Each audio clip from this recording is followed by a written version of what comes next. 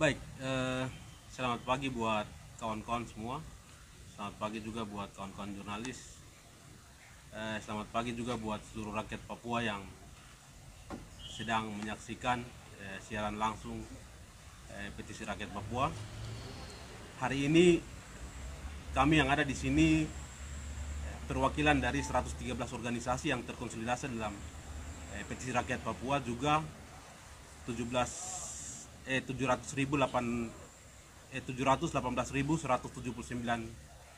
tanda tangan petisi yang sudah dilakukan oleh seluruh rakyat Papua, ingin menyampaikan beberapa pandangan terkait dengan hasil pertemuan nasional yang sudah kami lakukan, yang telah kami putuskan melalui rapat nasional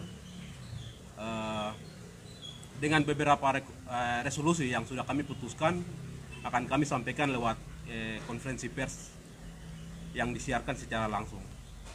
Untuk sebelum saya masuk langsung ke dia punya hasil resolusi, nanti saya akan kasih waktu ke beberapa perwakilan organisasi yang ada di sini untuk menyampaikan beberapa pandangan.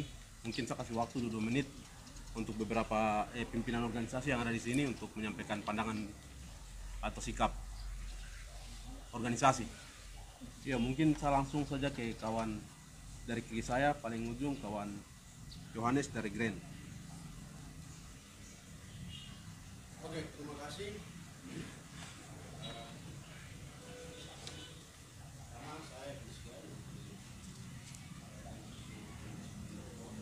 Karena saya memandang paket ekonomi jilid 1 maupun jilid 2 yang sedang dipaksakan oleh MPRI di Istana Papua dalam paket kebijakan politik Indonesia terhadap West Papua sebagai alat untuk tetap mengimprovisasi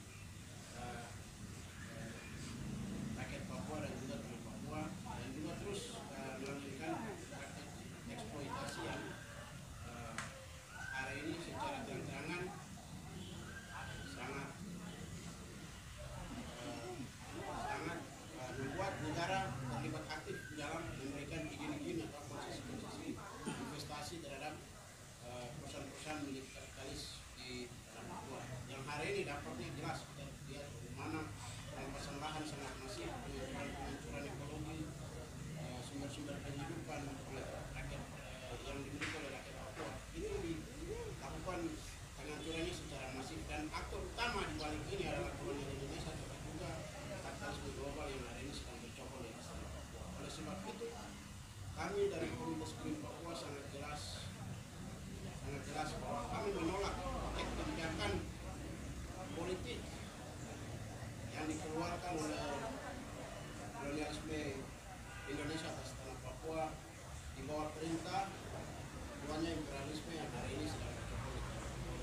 Kami secara tegas dari Komunitas Green Papua menolak apapun tawaran kebijakan politik yang akan menghancurkan ekologi di tanah Papua dan juga mengancam manusia tanah Papua, manusia yang ada di atas tanah Papua, dan kepentingan yang terus menindas hak politik daripada rakyat Papua untuk bebas menentukan kebudayaannya, pengelolaan sumber daya alamnya, pengelolaan ekonominya, pengelolaan demokrasi, dan lain-lain yang hari ini secara nyata menjajah, dinindas, dan juga terus mengeksploitasi tenaga kerja manusia Papua dan juga anak Papua. Sikap kami tegas, kami akan terus menolak petisi kami melalui petisi rakyat Papua. Kami akan terus menolak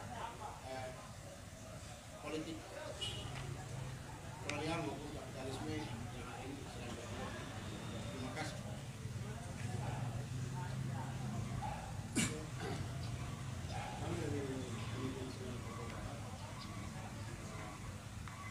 Kami menganggap bahwa Indonesia ada di atas tanah segala bentuk kebijakan keberadaan Indonesia itu ya tetap dijaga. Jadi termasuk khusus kami sejak awal sudah tolak. Sehingga hubungan dengan ideologi Papua Merdeka itu sendiri silakan kepada rakyat West Papua. Sedangkan ini para rakyat berpolitik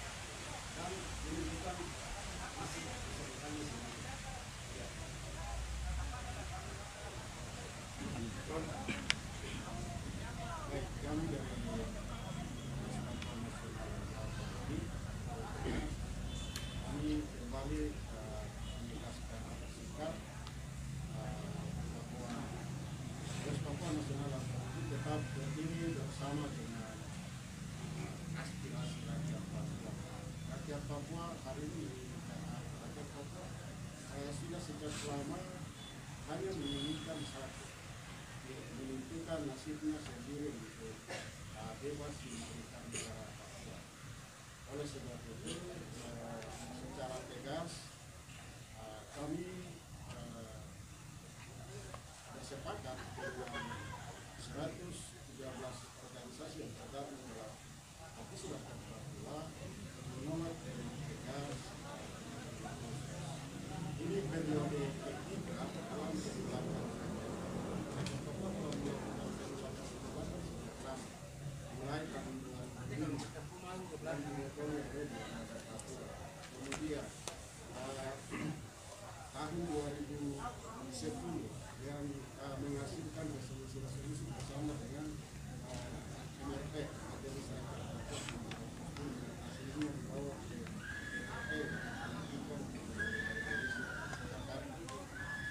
dan hari ini 113 organisasi yang tergabung dalam MRP kembali menugaskan penolakan. Jakarta rupanya seperti tadi rekan-rekan saya sudah sampaikan bahwa otonomi khusus merupakan resolusi versi Indonesia yang dipakai tetap melegalkan penjajahannya atas Papua. Semua ini karena bagaimana supaya menguasai negara dalam rakyat Papua tidak pernah diinginkan, tetapi keadaan Papua tetap diinginkan oleh pemerintah Indonesia. Hal ini terbukti rakyat Papua hari ini mengungsi di wilayah-wilayah mereka, meninggalkan wilayah-wilayah mereka seperti di Jingga, di Banjaya, di Maibrat. Rakyat Papua meninggalkan kampung halaman mereka. Pemerintah Indonesia tidak pernah meninggalkan yang hanya meninggalkan secara alam. Oleh sebab itu, secara tegas kami menolak segala bentuk kebijakan pemerintah Indonesia dan pemerintah Indonesia. Secara tegas kami mengatakan sudah sejak lama kami sudah bilang bahwa pemerintah Indonesia adalah negara yang ilegal di atas mereka merampok, merampas, membunuh orang Papua. Tuhan telah membagi-bagikan wilayah serta musuh-musuhnya bagi setiap bangsa. Papua adalah tanah yang diberikan wilayah dan musuh Indonesia tidak boleh Indonesia yang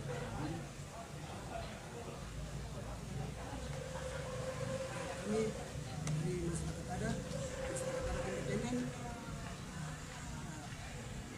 kembali menyatakan sikap bahwa Otsus adalah produk dari kepentingan imperialisme di tanah Papua melalui kaki tangannya kolonialisme Indonesia. Keberadaan Otsus di Papua membawa malapetaka untuk masyarakat adat Papua itu sendiri. Masyarakat adat Papua adalah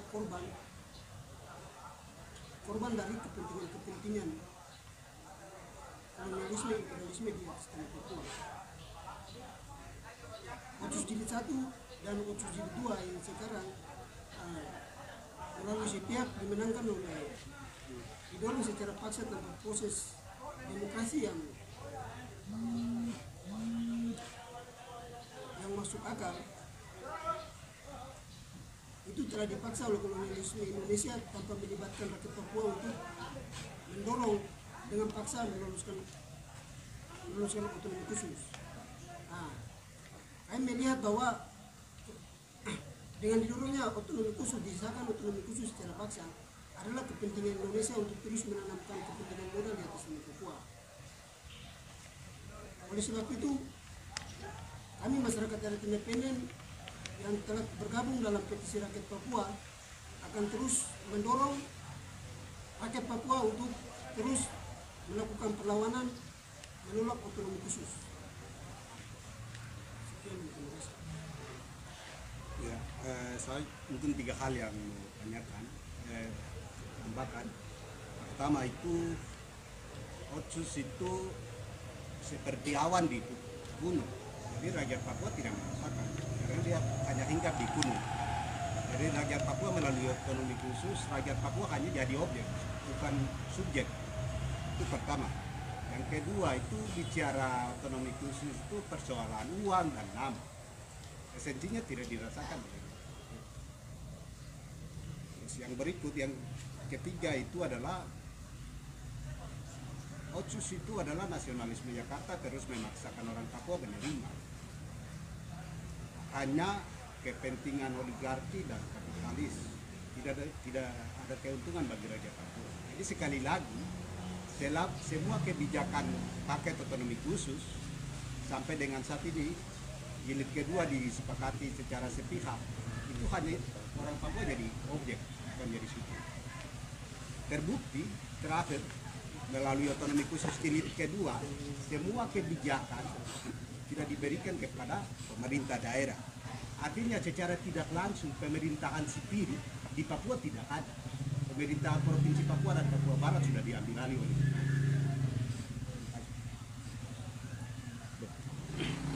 Ya baik.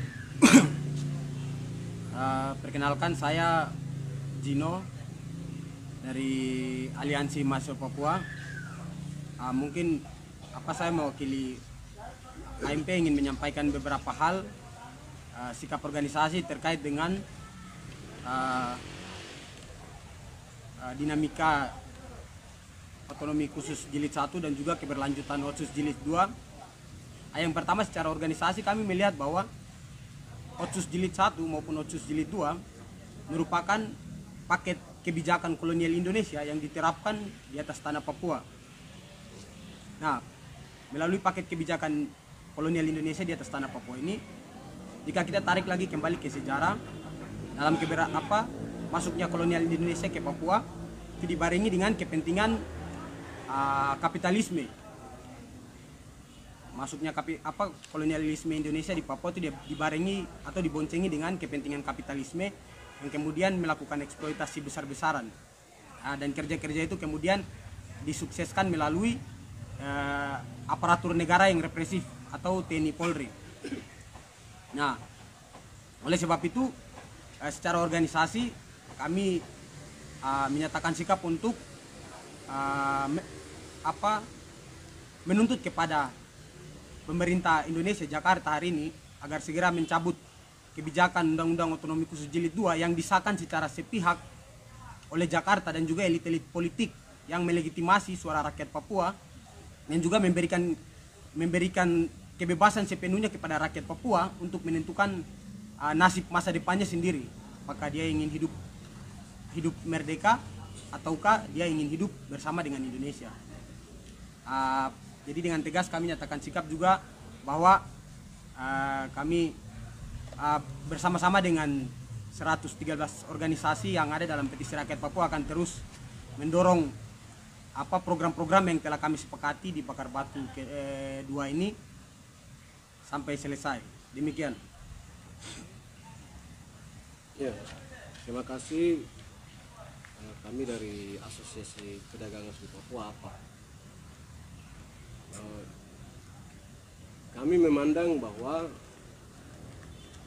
Otsus jilid pertama maupun Otsus jilid 2, kalau Otsus jilid pertama itu negara dalam hal ini kolonial Indonesia dia hanya pegang ekor atau dia hanya pegang elit. Nah, yang sekarang yang negara paksakan dilanjutkannya Otsus jilid 2 itu justru ruang-ruang rakyat ini semakin tersempit. Semua kebijakan daerah, pemerintah, bahkan sampai ke sektor-sektor ekonomi, sektor-sektor pendidikan, pertanian, perkebunan, UMKM, dan lain-lain, semua sekarang melalui Jakarta. Kami melihat bahwa ruang-ruang ini atau praktek-praktek penjajahan, praktek-praktek kolonisasi terhadap rakyat Papua, terutama mama-mama pasar, sektor ekonomi, wirausaha, semuanya ditutup oleh negara di bawah pemberlakuan Undang-Undang Otsus yang dipaksakan oleh Jakarta pada 2021 kemarin November. Nah, melihat situasi ini, kami organisasi juga berfront di dalam Petisi Rakyat Papua menolak dengan tegas keberlanjutan Otsus. Karena dalam prosesnya Otsus dipaksakan tanpa melibatkan rakyat Papua, tanpa melibatkan Petisi Rakyat Papua yang sudah sampai 700.000 lebih, aksi-aksi protes, gelombang-gelombang protes seluruh tanah Papua, bahkan elit-elit Papua juga tidak didengar. Kan suara-suara rakyat Papua juga tidak didengar, suara penolakan terhadap keberlanjutan Otsus Jilid 2. Kami secara organisasi kami tolak dengan tegas segera cabut Otsus Jilid 2 yang pada akhirnya akan kembali ke sama seperti Otsus Jilid pertama, akan terus mengorbankan rakyat dan hanya untuk kepentingan kapitalisme atau eksploitasi sumber daya alam di tanah Papua. Terima kasih. Baik, terima kasih. Perkenalkan, saya Christian Kobak, perwakilan dari Forum Independen Mahasiswa Papua atau dikenal dengan PUBP. Baik, terkait dengan ini kami secara organisasi melihat bahwa Otsus ini dijadikan sebagai barter politik antara elit lokal sama Jakarta. Karena kehadiran Otsus di tanah Papua juga menciptakan kebijakan yang tidak pro terhadap rakyat Papua itu sendiri.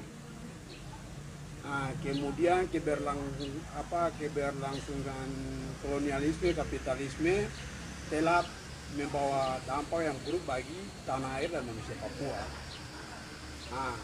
Sehingga kami PUBP bersepakat dan berkomitmen untuk mendorong aspirasi rakyat Papua hingga merebut tanah air kembali. Demikian, terima kasih.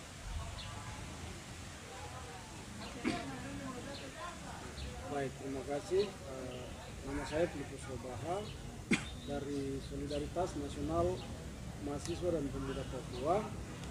Kami Zona Mapa juga terlibat di dalam petisi rakyat Papua atau Otsus Jilid 2. Ini di tahun yang baru, tahun 2022, kami masih tetap konsisten bersama-sama dengan PRP untuk melakukan penolakan terhadap Otsus Jilid 2. Kenapa kami merasa bahwa Otsus itu harus ditolak? Ya, secara hukum tapi juga secara politik tadi sudah disinggung oleh beberapa teman-teman perwakilan dari organisasi yang juga ada di dalam PRP. Kami Zona Mapa sendiri tolak pertama, ya menurut hemat kami secara logika atau filosofi orang ini makanan basi Otsus ini. Ini Otsus makanan basi yang terus diolah kembali untuk dikasih makan ke orang Papua. Ini makanan basi. Maka kami merasa bahwa orang Papua kalau tidak mau mati lewat otonomi khusus yang dikasih, maka orang Papua harus melakukan pengorganisiran diri bersama-sama dengan Petisi Rakyat Papua untuk melakukan penolakan atas otonomi khusus Jilid 2 yang dipaksakan. Kalau Otsus itu dikasih dengan niat yang baik oleh pemerintah Jakarta, maka pemerintah Jakarta tidak bisa memaksakan. Pemerintah Jakarta harusnya melakukan konsultasi yang luas kepada rakyat Papua terkait dengan Otsus. Tapi faktanya itu tidak terjadi. Artinya bahwa ini perlu dicurigai. Kenapa dipaksakan? Tapi juga di pemerintah Jakarta ini juga aneh, sangat aneh menurut saya.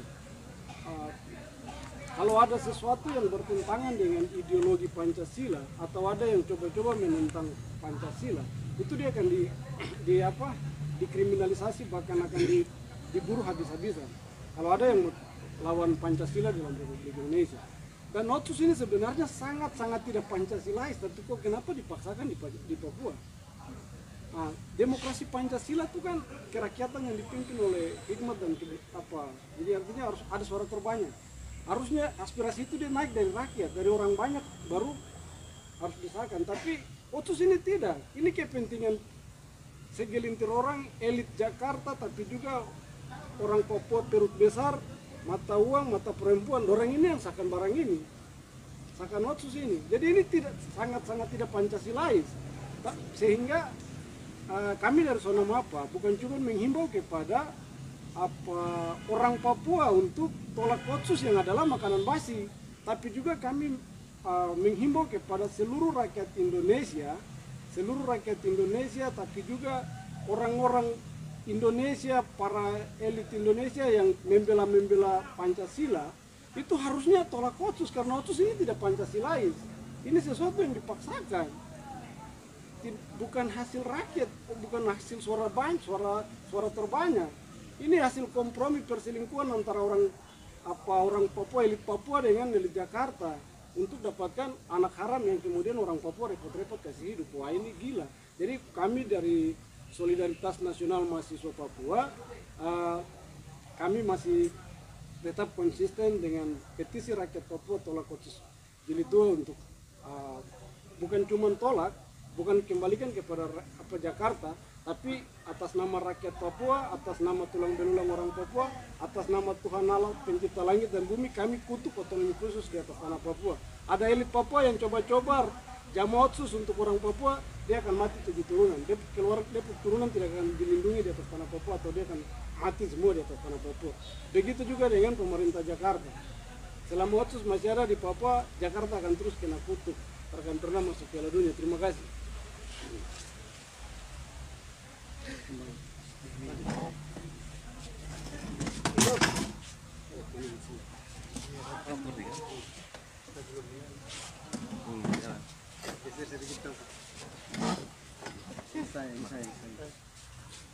Ya, tadi secara garis besar saya kira kawan-kawan semua sudah bicara.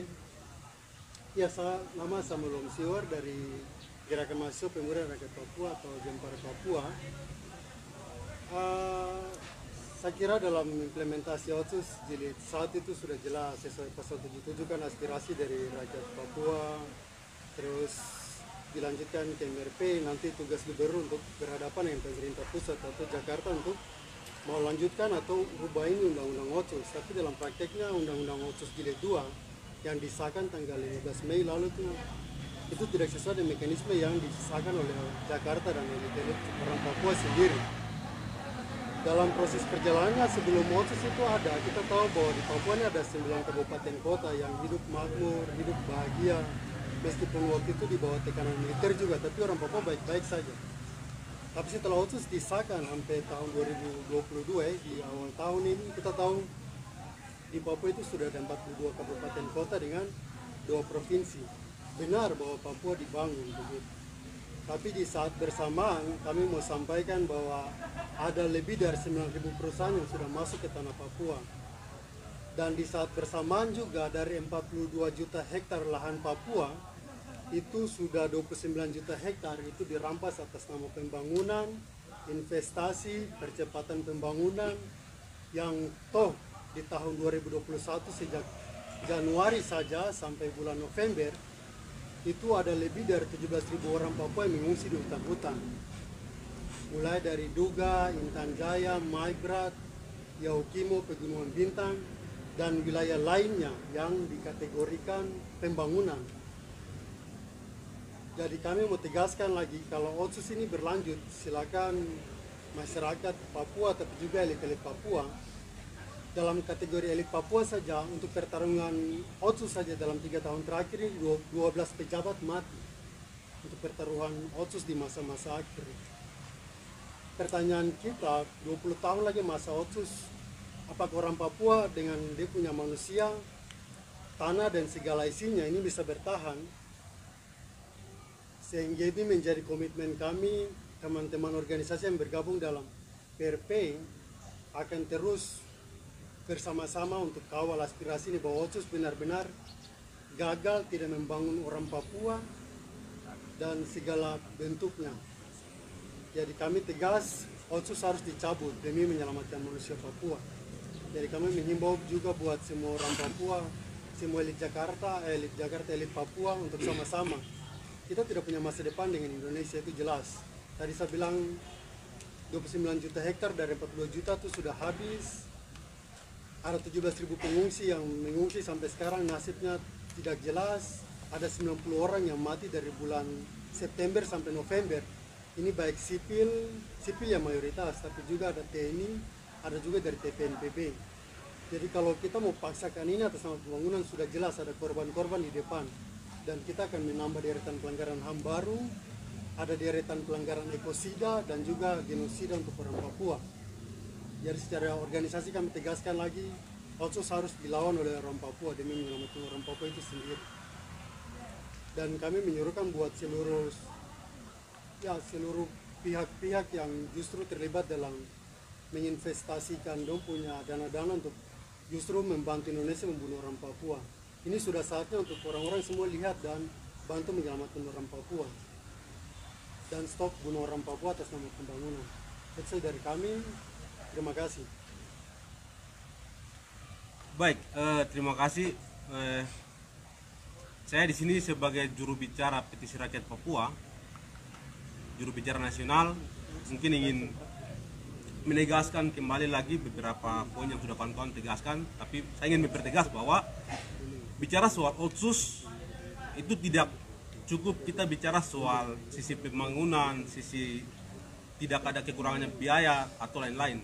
Jadi Otsus harus dilihat sebagai resolusi konflik. Ada persoalan antara Jakarta dengan rakyat Papua. Itu yang harus dilihat. Dia tidak bisa, Jakarta tidak bisa mereduksi persoalan Otsus dengan persoalan yang kecil-kecil, soal pembangunan dan lain, tidak bisa. Jadi Otsus ini harus dilihat sebagai resolusi konflik dari akar persoalan yang ada di Papua, mulai dari sejarah 61 sampai 2021 hingga tahun ini, hingga 2021. Juga pelanggaran HAM yang masih menumpuk hingga saat ini. Jadi Jakarta bicara soal Otsus itu tidak harus bicara soal beberapa pasal yang mengubah, harus lihat secara menyeluruh.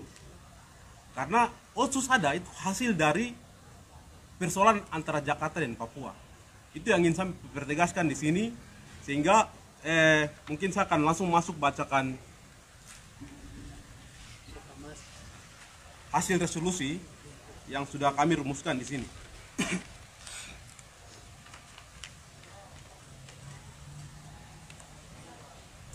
Pernyataan sikap Petisi Rakyat Papua cabut Otsus Jilid 2.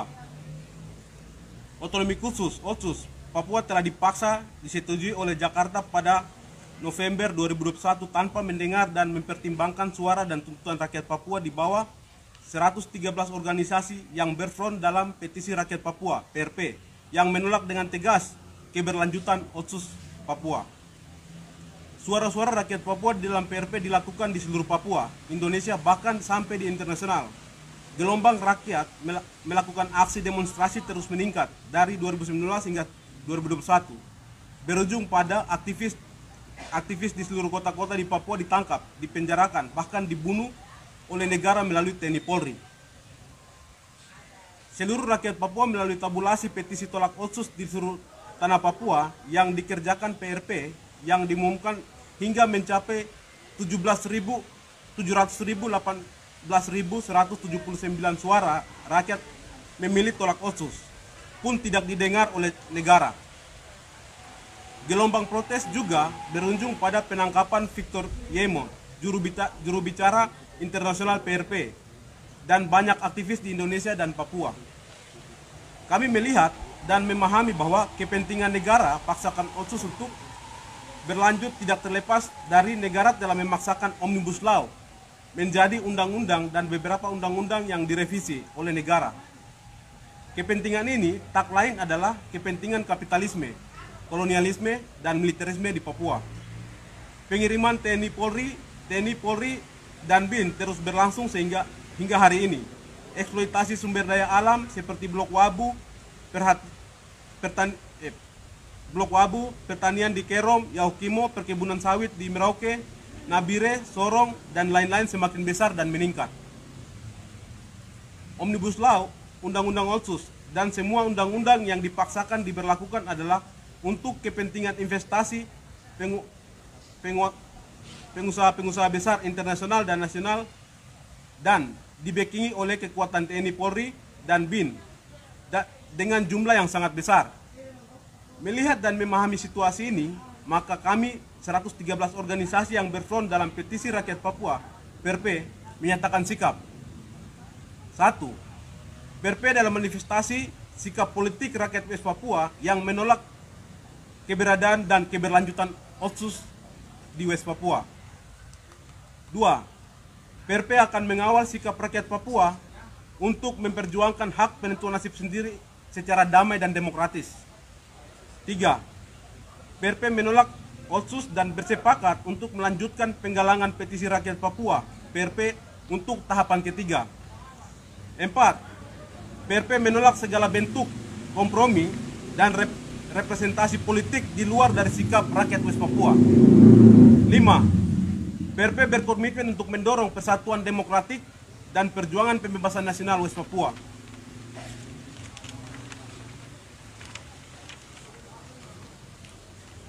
6. PRP mendesak pembebasan Victor Yemo, juru bicara internasional, seluruh tahanan politik West Papua tanpa syarat. Demikian pernyataan sikap ini kami buat atas perhatian dan solidaritas solidaritas kita untuk terus menolak Otsus. Kami ucapkan terima kasih. Port Numbai, 5 Januari 2021. Juru bicara nasional Jeffrey Wenda.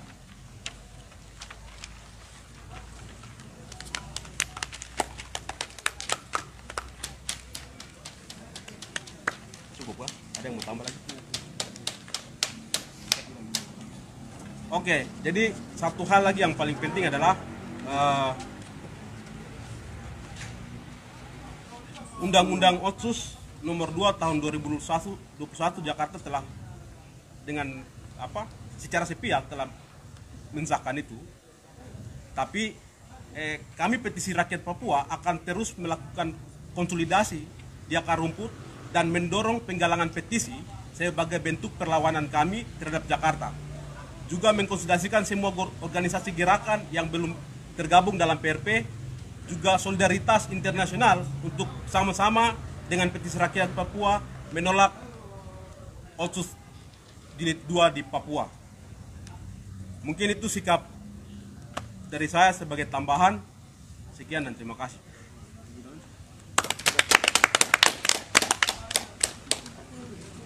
Papua Merdeka! Papua Merdeka! Papua Merdeka! Otsus tolak! Otsus tolak! Papua Merdeka! Papua Merdeka!